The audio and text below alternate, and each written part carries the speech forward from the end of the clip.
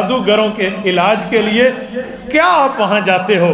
وہ بندہ جائے جو خود نہ پڑھ سکے، یا جس کے اوپر جادو ہو اور وہ نہ اعمال والا ہو، نہ نماز والا ہو، نہ معاملات والا ہو، وہ لوگوں کے پاس جا کے پھرتا ہے۔ اگر روزانہ سوتے وقت یہ 2 صورتیں کوئی پڑھ لے، اس کے اوپر کبھی جادو نہیں ہو سکتا۔ دن چڑھے اور دن اترے، صبح دن چڑھ رہا ہے، شام کو دن اتر رہا ہے، یہ 2 صورتیں آپ پڑھ لیں، کسی قسم کا کوئی جادو نہیں ہوتا۔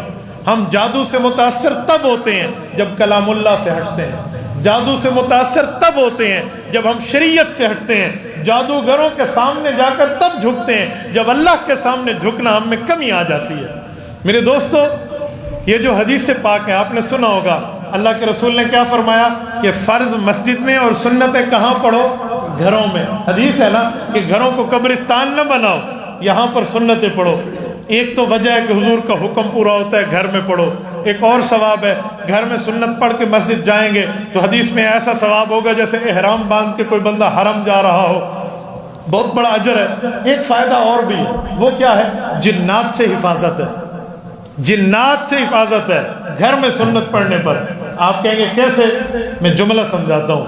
محلے کا کوئی نیک بندہ ہو، بزرگ ہو، وہ گزرے نا تو شریر بچے بھی ٹھہرے ہو نا، جو شریر اور شرارتی ہوں وہ بھی تھوڑے سائڈ پہ ہو جاتے ہیں، بزرگ جا رہے ہیں، تھوڑا سا شریروں کو بھی احترام آ جاتا ہے۔ تو جو شریر جنات ہوتے ہیں نا اور جو گھروں میں بستے ہیں، کیونکہ جنات ہم سے 9 گنا زیادہ ہے، جہاں 1 بندہ وہاں 9 جن، جہاں 2 بندے وہاں 18 جن، جہاں 3 بندے وہاں 27 جن، ہم سے 9 گنا زیادہ ہیں، 9 گنا، جہاں 9 بندے وہاں 900 جن بیٹھے ہیں۔ تو یہ عالم جو ہو نا، تو اس وقت شریر بھی ان میں ہوتے ہیں۔ شریف تو اثر نہیں کرتا، شریر اثر کرتا ہے جب بندہ گھر میں سنت پڑھتا ہے، نوافل پڑھتا ہے، اشراق پڑھتا ہے، اوابین پڑھتا ہے، چاشت اور تہجد کی نوافل پڑھتا ہے، تو شریر جنات پر روب چھا جاتا ہے۔ وہ کہتے ہو یہ تو اللہ والا ہے، یہ تو سجدہ کر رہا ہے، یہ تو اللہ سے مانگ رہا ہے، وہ اس کا تو مصلی ہے، وہ اس کا تو یہاں گھر میں وضو کی ترتیب، وہ ڈر جاتے ہیں، وہ کبھی قریب نہیں آتے۔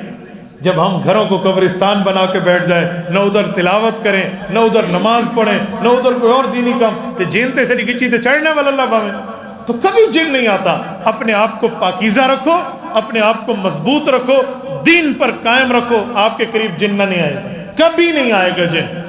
ہاں کسی چھوٹے موٹے نے چھیڑا بھی تو آپ یہ پڑھتے رہیں، وہ چھیڑنے والے ان کو ان کے بڑے سمجھائیں گے، جنات کے چھوٹوں کو جنات کے بڑے سمجھائیں گے، وہ اس کے قریب نہ جانا، یہ تیرے چنگل اور دام تصویر میں آنے والا نہیں ہے۔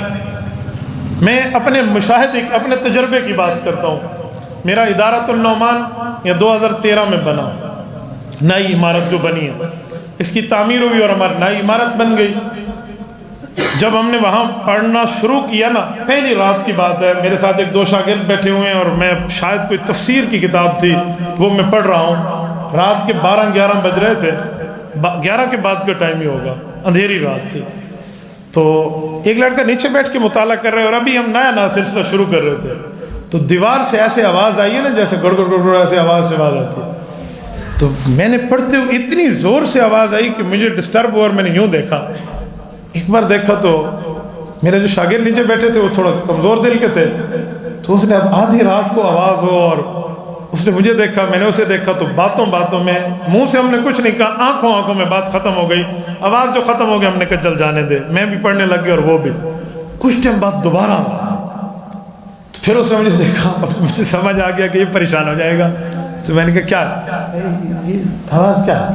اب وہ ایسی آواز نہیں تھی کہ کوئی پڑوسیوں گھر سے آ رہی ہو، تو میں نے اسے کہا اللہ کے بندے یہ سردیوں میں لوہا سکڑتا ہے، یہ گاڈروں کی آواز ہے، سمجھانے کے لیے لوہا سکڑ، ہمیں بزرگ تو یہی کہتے ہیں گرمیوں میں پھیلتا ہے سردیوں میں سکڑتا ہے۔ اب اسے تسلی، میں نے کہا لوہا شاید سکڑ رہا ہے، مجھے کہتا ہے استاد جی داڑھی میرے منہ تے آ گئی، آج تک لوہے دی آواز ہے جی میں نہیں سنی۔ میں نے کہا جانے دے، چلو بات آئی گئی ہوگی۔ تیسری بار آواز آئی تو وہ کھسک کے میرے پاس آ گیا، میں نے کہا لوہے کو آپ سنبھالو، یقین مانے میں کوئی عامل نہیں ہوں، لیکن ایک بات ہے، میں گھر میں الحمدللہ تلاوت بھی کرتا ہوں، گھر میں مطالعہ بھی کرتا ہوں، سنت بھی پڑھتا ہوں، اور پلید کبھی نہیں گھومتا، پلید کبھی کوئی کھانا پینا نہیں کرتا اور کسی پر ظلم نہیں کرتا۔ تو مجھے یقین تھا کہ میں نے اگر ان جن سے بات کی تو یہ مان جائیں گے۔ ایک آسا صاحب پڑا ہوا تھا ڈنڈا، وہ میں نے اٹھایا اور نیچے کارپیٹ پہ مارا، میں نے کہا سنو، جیسے آواز بات کرنے کا طریقہ ہوتا ہے نا، حضرت درخواستی فرماتے تھے گھروں میں کچھ ہو نا تو جو بندہ نماز قرآن والا ہو وہ بات کر سکتا ہے. تو میں نے کہا اے سنو, مجھے چھیڑنے آئے ہو, شرم نہیں آتی تمہیں؟ میں اللہ کا قرآن پڑھ رہا ہوں, کہ پیو ماں دے کس سے نہیں پڑھ رہا. اور میں نے ایسے ان کو امپریس کیا نا, دبایا جیسے دبانے کا حق ہوتا ہے. اردو میں, عربی میں, انگلش ٹوٹی پوٹی, جتنی زبانیں, فارسی میں, جو زبان مجھے آتی تھی میں نے ہر زبان میں انہیں کہا. بس ایک ان کی ماں میں ان کو گالی نہیں تھی, باقی جو ہوتا تھا میں نے کر دیا. تو میں نے کہا خبردار جو تم نے مجھے چھیڑا, کہ میں نے اللہ کے لیے جگہ بنوائی ہے, پوچھو اپنے ماں باپ سے جا کر, ہمیں چھیڑنے نہ ہو کسی اور کے پاس جانا. 2013 آج 2021 میرے سامنے اللہ کا قرآن ہے, میرے ادارے میں کبھی کوئی مسئلہ نہیں ہوا. کیوں؟ آپ حدیث پاک پہ عمل کریں, قرآن پہ عمل کریں. جن آپ سے دوڑے گا, حقیقت میں آپ سے دوڑے گا, اور جنات ایسے دوڑتے ہیں نمازی سے جیسے دوڑنے کا حق ہو. میرے ایک شاگرد ہیں, اس کے بھائی کے اوپر ایک پری عاشق تھی, مجھے نہیں پتا عاشق ہے, تو وہ کہتا تھا میرے اوپر پری آ جاتی ہے اور وہ باتیں کرتی ہے فلاں. ایک دن میں ان کے گھر دعوت پہ بیٹھا تھا اور اس کے بھائی کے اوپر پری آ گئی, دوسرے کمرے میں تھا. جب پری آتی تو 3 گھنٹے اس کے قریب کوئی نہ جاتا, اور وہ تھپڑ جھپڑ مارتا. تو میں نے سورۃ الجن پڑھی اور میں نے کہا مجھے لے جاؤ اس کے کمرے میں. وہ مجھے لے گئے تو بالکل سکون سے وہ لڑکا اٹھ کے بیٹھ گیا. خیریت ہے, بالکل سکون کے ساتھ نا. تو میں نے کہا مجھے بھی پری دیکھنے کا شوق ہے, صاحب کو دکھاؤ کہ جی ہوتی ہے. کہتے ہیں آپ کیا کہہ رہے ہیں؟ میں نے کہا وہ پری وری کہاں ہے جو تیرے اوپر آتی ہے؟ میں پری دیکھنے آیا ہوں, دکھا میں. انہوں نے کہا جی کوئی پری کچھ بھی نہیں ہے. جب میں وہاں سے آیا اگلے دن ان کے بھائیوں نے مجھے بتایا کہ مفتی صاحب اس کے اوپر پری آئی تھی, لیکن بعد میں آ کے اس نے کہا ہے کوئی تیرے اس سے تعلقات ہیں, پتہ نہیں وہ ہمیں کیسے جانتی ہے. نہیں بس ٹھیک ہے, کوئی نہیں مسئلہ, میں توبہ کر رہی ہوں اور توبہ میں جنات کی جماعت میں جا کر سے روزہ لگاؤں گی, میری جان چھڑا دے. پتہ نہیں کیا مسئلہ. صرف اور صرف بندہ کلام اللہ کی غیرت اتنی ہے, الفاظ نبوی اور الفاظ خدا کی اتنی غیرت ہے کہ جن مرعوب ہو جاتا ہے, اور جو جنات سے ڈرتا ہے جن اسے مزید ڈراتے ہیں. ایسے یار ایک جملہ آپ نے اردو میں سنا ہوگا کہ میری بلی مجھے میاؤں, یہ جملہ ہے یا نہیں؟ کیا مطلب میری بلی مجھے میاؤں کا؟ کیا بلی تو میاؤں کرتی ہے, تو میری بلی مجھے میاؤں کیوں کہتے ہیں؟ اس کی وجہ کہ بلی کو روٹی میں ڈالتا ہوں, وہ میرے ٹکڑوں پہ پل کے مجھے میاؤں کرے گی, یعنی مجھے چھیڑے گی, یہ مراد ہے. تو جنات ہمارے ٹکڑوں پہ پلتے ہیں. اللہ کے رسول نے فرمایا اللہ یمر بعظم ولا بروث الا وجدوا علیہ طعاما. مسلمان اور انسان جب گوشت کھا کر ہڈی کو پھینک دیتا ہے, اللہ اس ہڈی پر گوشت لگا کر جنات کو رزق دیتے ہیں. یہ حضور علیہ السلام کی طرف سے دیا ہوا انہیں کھانا ہے. تو ہمارے ٹکڑوں پہ پلنے والا جن ہمیں آ کے دکھائے گا یہ نہیں ہو سکتا. شرط یہ ہے کہ میں اللہ کے ساتھ ٹھیک ہوں, میں اپنی شریعت کے ساتھ ٹھیک ہوں. جب میں شریعت اور دین کے ساتھ کچھ اوپر نیچے کروں گا تو جین میری گچی پکڑنی ہے بھائی.